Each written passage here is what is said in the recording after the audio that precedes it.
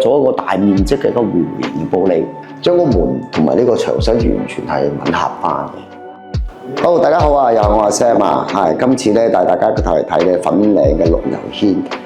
一個私人個裝修單位，特別之處咧，呢個單位咧就係我哋採用嘅係法式系列嘅設計嘅。好多人認為咧就法式咧就比較華麗啊，好浮誇啦。咁咧，今日我話大家知咧，只要我將得個元素咧，就可以好完美咁融入我哋個香港屋企啦。好啦，咁我哋一入到門口咧，我哋咧就採用咗全屋個通鋪嘅木紋磚嘅。咁啊，呢個木紋磚咧都係一個法式嘅木系嘅元素嚟嘅。咁你唔好睇死呢啲而家啲木紋磚，我哋每一塊個銜接咧都非常之完美嘅。咁呢次我哋間屋咧，全部都採用咗米白色為主色嘅。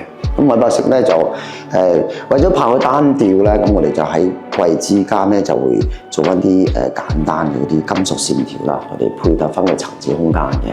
咁咧就同埋就採用咗啲弧位啦，防碰撞啲弧位嚟做修飾啦嚇。咁喺呢個門口位置咧，我哋都係以柱物為主嘅呢個櫃。咁我哋個深度都唔會太厚啦，太厚如果令個空間太窄嘅。咁右手邊入門口呢個位置就俾擺鞋嘅，呢啲位置咧俾擺鞋嘅，都係啱個深度嘅。咁入到嚟可以呢個位置可以擺鎖匙啦，咁啊就將平時我哋入門口嘅啲淋滲嘅嘢都擠喺度啦。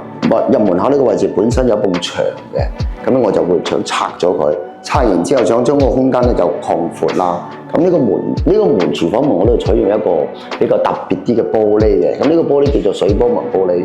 咁佢個特別之處就係因為我哋做呢啲弧位弧線咧，都係比較好考師傅嘅手工嘅。咁我配合翻法式嗰個風格嚟做啦。咁啊嚟到呢一邊啦，咁呢一邊咧，我哋做一個大面積嘅一個弧形玻璃。咁呢個弧形玻璃咧係一個鋼化玻璃嚟嘅。咁佢可以將個光可以採入到廚房，而且喺廚房煮飯就望落就空間較比較大嘅。咁呢啲位置我都採用到弧位置嚟。好啦，入到嚟個廚房，呢個廚房係趟接 PVB 門嚟嘅。咁我哋入到廚房位置咧，咁我都係採用咗吊櫃，採用咗一個都係法系嘅一個水波紋玻璃啦。咁啊呢度可以有啲滲光效果嘅。咁呢啲門咧係屬於係用油漆嚟做嘅，咁啊比較細緻啲嘅。每一個獨特位置咧，弧位都係比較幼細啲嘅，咁都係好考師傅嘅手工啦。咁呢啲位置咧，因為個轉角位咧，都係做一個R50嘅弧位嘅。咁啊，我哋廚房主要都有個應有功能，我都有設計，有譬如話有焗爐啦，同埋啲台面空間非常之充足嘅。然後呢個位置係垃圾桶嚟嘅。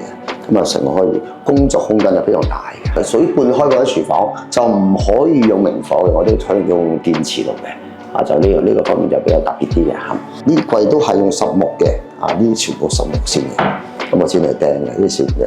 我嚟到呢個飯廳啦，咁我哋呢個飯廳咧本身呢個位置係預留俾個做鋼琴嘅，呢個就係擺餐台嘅。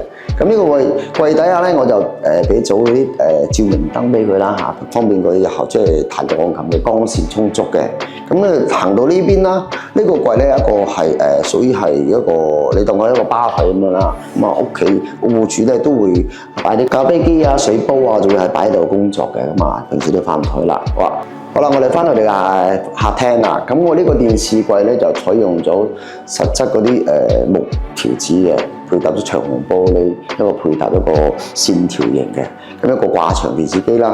好啦，我哋行入呢個走廊啦。咁呢個走廊咧，我哋都設計一個標誌性嘅法式嘅拱門嘅。咁呢個拱門咧就都係用個木工師傅都幾厚功夫嘅。咁啊將個門同埋呢個牆身完全係吻合翻嘅。嚟到我呢個客廁啦，呢個客廁咧都係採用個慳空間嘅拖門設計嘅。咁因為我哋呢度咧就擺咗個洗衣機位置啦，咁啊將個洗衣機擺呢個位置，咁所以咧我哋呢個採用咗個拖門設計嘅。咁呢個主要嘅色調都係以米黃色為主嘅，都係配合翻我哋嘅出邊嘅風格嘅。呢個有個鏡櫃啦，咁啊呢個台面咧，因為呢個位置太窄啦，咁所以咧我哋係訂做一個連體盤嘅，即係石英石同埋盤嘅。佢個好處乜嘢咧？有大細任你用嘅呢個位置。咁所以咧呢個 size 嚟講咧，我哋係市面上係買唔到嘅，特別訂做呢個位置。咁啊呢個碰角位我都係採用咗用個弧位啦，出入空間咧都足夠嘅呢個位置嚇。做水電嗰陣時都要計得好清楚嘅，由洗手到坐位出入呢個位置都要計得好嘅精準嘅。所以呢個位置都係幾夠功夫下嘅。都係整一個洗地嗰啲花灑啦，呢個位置啦嚇。平時佢戶主都中意洗地嘅嚇。到呢個企缸啦，咁企缸我哋咧都係做一個對角燙啦，做個對角燙嘅呢啲好啊。咁然後咧，我哋平時咧就唔用呢個搞清潔咧，就將呢個門拉開喺入邊搞清潔啦嚇。呢個位置嚇。好啦，呢個主人房呢個套廁咧都採用咗極簡嘅趟門啦啊。咁我哋廁所咧都係要一個企缸啦，咁啊高濕啊嗰個櫃啦，咁啊都係比較收入空間比較多嘅。呢個鏡我哋特別做多啲嘅，因為佢經過戶主擺多嘢。咁呢個洗手盆櫃咧，我哋都將佢個成個櫃嘅功能，我都會盡量去用翻佢嘅。好似呢個洗手盆嘅位置啦，咁我哋都會將呢個球盤啦呢個位置就藏咗落去嘅。咁所以你啲空間基本上就冇嘥嘅呢啲位置啦，櫃桶嘅嚇。呢邊因為有個坐廁喺度啦，咁個趟門咧就會做翻啲趟門開關啦。特別啲就係咧同嗰邊唔同嘅，呢邊我就話係個雙趟，就唔係對角趟啦，兩邊設計都唔同嘅。咁我呢個就加多個橫抽俾佢啊，即係當然可以掛毛巾啦成啦啊。咁啊呢個一樣係配咗一個花灑嗰個洗地俾佢啦。咁啊戶主會俾個電掣，將來佢可能會用電動廁所嘅。咁所以咧就設計到個電掣俾佢嘅。咁我哋主人房啦，主人房個設計咧木色與白色為主嘅。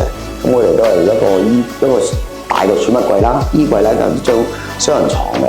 咁呢啲位置我都會設計一個少少弧位俾佢咧，即係防個碰撞啦。啊，都係一個好大嘅有5尺個收納空間嚟，5尺床嚟嘅。呢張床都收得非常大嘅嚇，一個油壓床嚟。